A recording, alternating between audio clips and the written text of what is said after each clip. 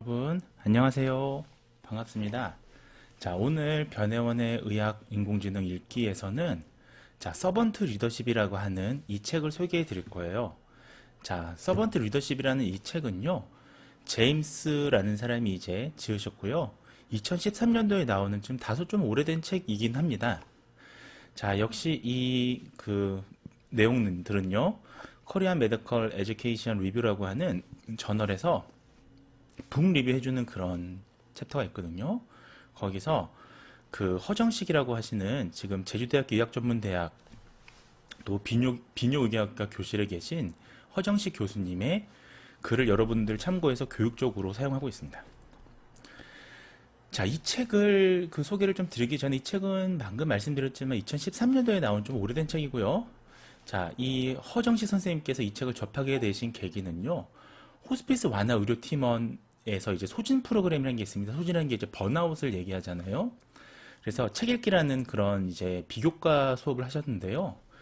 허 교수님께서는 이제 처음 제목을 접하고는 다소 생소하다, 서번트 리더십, 좀 이상하지 않습니까? 서번트하고 리더십이라는 이 단어가 사실 잘 매칭이 안 되죠.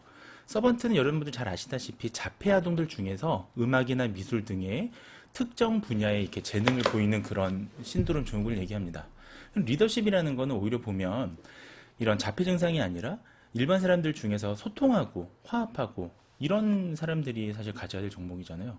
이 두 개의 반대되는 개념이 과연 책으로 나온 이 제목 참 이상하다라고 생각이 드는데, 결국은 이 상충된 의미로 이게 어떤 의미인가, 어떤 메시지를 이 제임스라는 저자가 주고 싶었는가, 자, 여기 한번 초점을 두게 된 겁니다.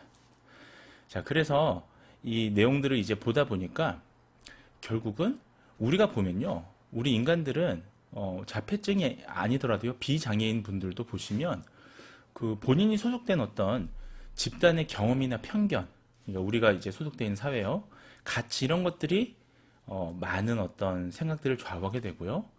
결국은 어떤 주제에 대해서 우리가 반대되는 의견을 이제 필력할 경우에 어떻습니까?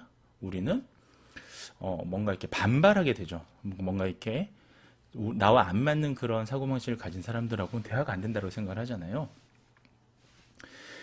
그래서 이 책은요, 보시면 일상생활에서 지친 한 인물이 있습니다. 이 주인공이 자아를 찾아 떠나는 일주일간의 리더십 여행으로 시작이 됩니다. 그래서 여러 직종 인물이 한정된 시간에 매일 토론을 하면서요, 진정한 리더십을 알아가는 그런 내용들을 기술한 책이라고 합니다. 우리가 하루하루 일정한 어떤 시간의 수업이라든지 토론이라든지 이런 걸 통하면서 우리가 기본적인 지식을 쌓아가잖아요. 그러면서 점차 자신들의 위치나 개념 이런 걸 깨닫게 되는데요. 또 나아가서 보면 우리가 단체나 기관 내의 갈등을 근본적으로 해소하기 위해서 우리는 어떻습니까? 본인, 즉 자아에서의 혁명을 통해서 모든 걸 해결할 수 있다는 그런 마음을 가지고 있잖아요. 자, 이 저자는 다른 사람을 이해하는, 사랑하는 이 내 안의 영역을 확장해가는 과정, 이러한 것들을 소통이 굉장히 중요한 요소로 지적합니다. 이게 이제 핵심 메시지가 되겠는데요. 자, 이게 사실은 경영학적인 어떤 그런 접근 방식이에요. 그래서 사전적인 의미 자체는 우리가 인간 존중을 바탕으로 섬기고 어떤 봉사하는 자세로 구성원들을 후원하고 지지함으로써 잠재력을 이끌어내다. 이게 바로 리더십이라는 이제 정의인데요. 이게 우리가 소위 이제 국어 사전에서 정의하는 거죠. 근데 이런 리더십이 보면 경영학 분야로 한정된 게 아니고요.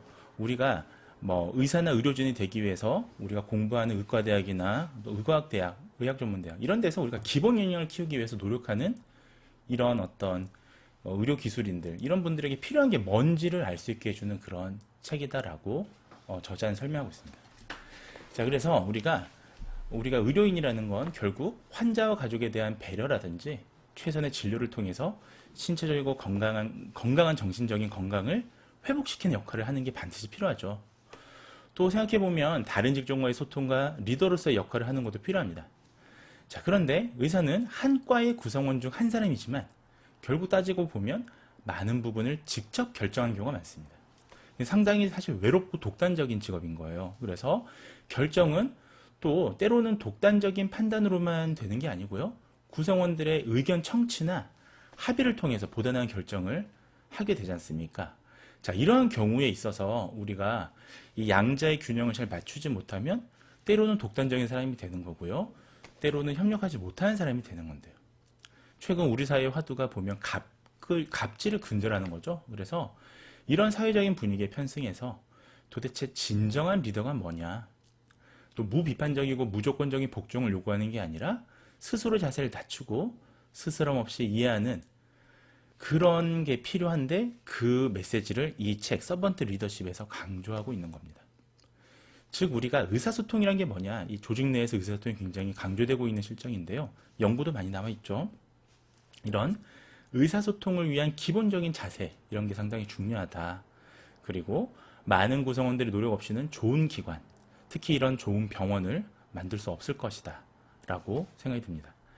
자, 결국은 우리 그 의료인들이요, 앞으로 의료 환경에 적응하면서 이끌어갈 그런 주역으로서 한번 좀 이 서번트 리더십이 뭔가, 이 저자가 얘기하는 이 다른 사람을 이해하고 사랑하는 내 안의 역량을 확장해 나가는 과정이라고 하는 이 서번트 리더십이 뭔지에 대해서 깊은 한번 생각을 가져보는 것이 중요할 것 같습니다.